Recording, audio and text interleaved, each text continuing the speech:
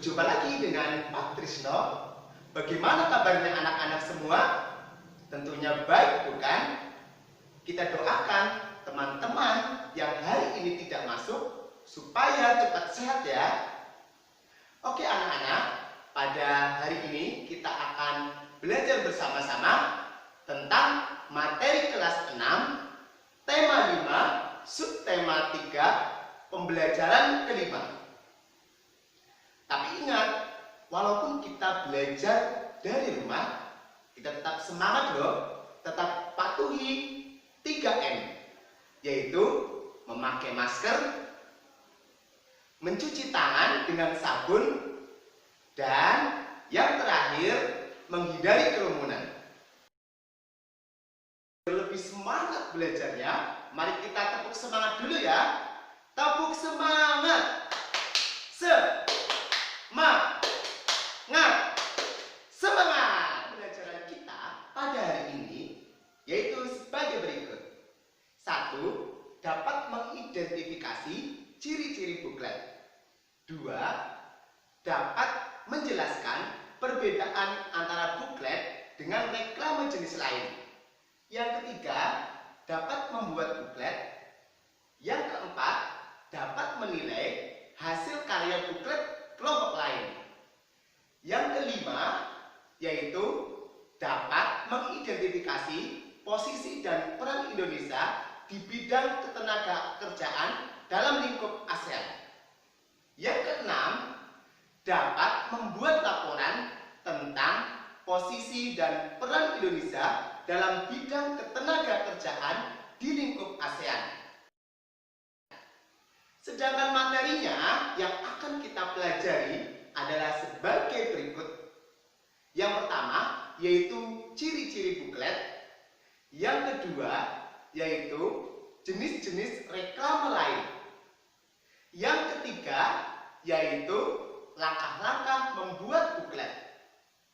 Yang keempat yaitu posisi dan peran Indonesia di bidang ketenagakerjaan dalam lingkup ASEAN.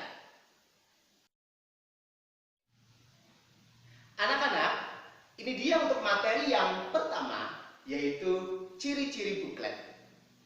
Buklet adalah lembaran-lembaran kertas yang dibukukan menjadi satu yang berisi informasi untuk menawarkan sebuah produk. Biasanya dalam sebuah perusahaan ini digunakan untuk alat promosi. Bagian-bagian dari buklet, yang pertama yaitu sampul depan, yang kedua isi dari buklet. Sampul depan berisi tentang judul, gambar, dan keterangan singkat perusahaan. Bagian isi buklet berisi informasi lengkap tentang produk yang kita tawarkan. Oleh karena itu, untuk membuat buklet dibutuhkan gambar yang menarik supaya bisa menarik minat dari pembaca. Kita bisa lihat di situ ada contoh gambar dari buklet. Selanjutnya, reklame merupakan sebuah alat atau sarana untuk mempromosikan atau menawarkan sebuah produk yang berisi gambar atau kata-kata yang menarik.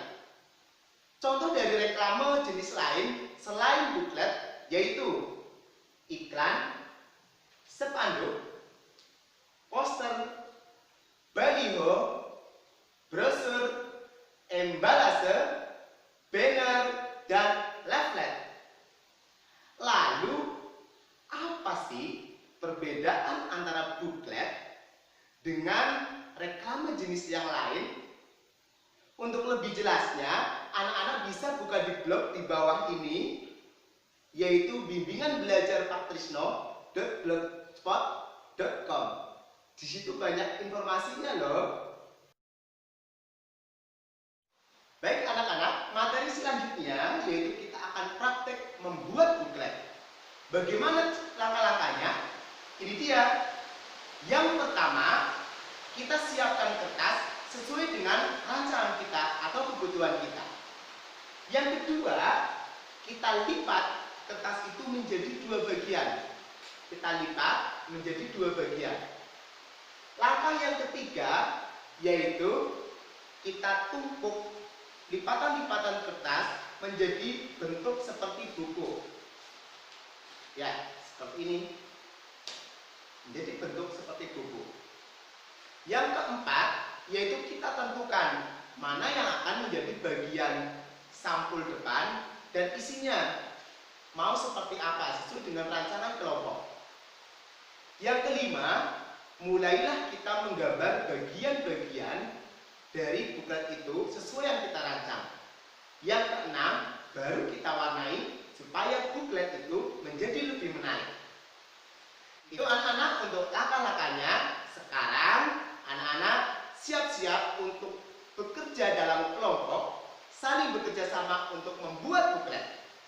Buat semenarik mungkin dan buat sebagus mungkin. Siap untuk berkarya.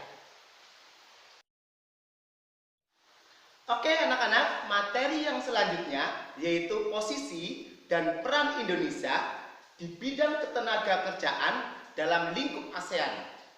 Kita tahu bahwa Indonesia itu merupakan wilayah yang sangat besar dengan jumlah penduduk terbanyak di Asia. Oleh karena itu, kita tahu bahwa Indonesia itu memiliki jumlah tenaga kerja yang sangat banyak. Lalu, bagaimana peran Indonesia dalam bidang ketenagakerjaan?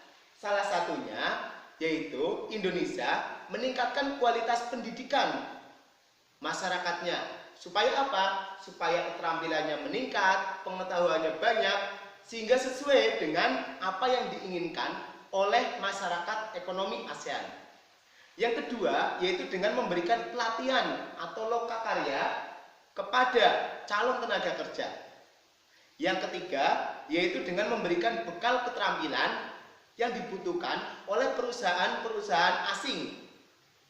Yang keempat, yaitu dengan memilih calon tenaga kerja yang memenuhi persyaratan dalam masyarakat ekonomi ASEAN. Dan yang kelima, yaitu dengan meningkatkan jumlah tenaga kerja terampil yang memiliki daya saing dunia. Dari lebih lengkapnya atau lebih banyak, anak-anak bisa mencari sumber lain dari buku lain atau dari sumber internet. Cari di Google atau dicari di tempat yang lain. Jangan lupa tetap berdiskusi dengan teman, saling menghargai pendapat dari teman. Baik anak-anak, tadi kita sudah belajar bersama untuk menguji pemahaman dari anak-anak. Anak-anak silakan mengerjakan soal evaluasi secara online. Caranya masuk ke blog di bawah ini, bimbinganbelajarpakkrisno.blogspot.com, lalu buka soal evaluasi tema 5, subtema 3, pembelajaran 5, terus klik linknya dan kerjakan. Oke? Demikian anak-anak untuk kegiatan pembelajaran pada hari ini. Nanti hal-hal yang penting bisa anak-anak ringkas atau rangkum. Dari pembelajaran yang sudah kita lakukan, yaitu dari pembuat buklet, sampai yang kedua, yaitu tadi tentang posisi dan peran Indonesia di bidang ketenagakerjaan di lingkup ASEAN. Tentunya anak-anak sudah memahami kan?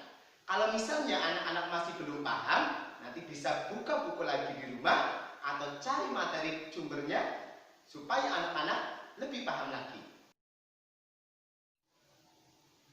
Baik anak-anak, tetap semangat belajar, patuhi protokol kesehatan dengan pola hidup sehat. Banyak berdoa kepada Tuhan supaya corona cepat hilang dari muka bumi ini. Sampai berjumpa lagi. Wassalamualaikum warahmatullahi wabarakatuh.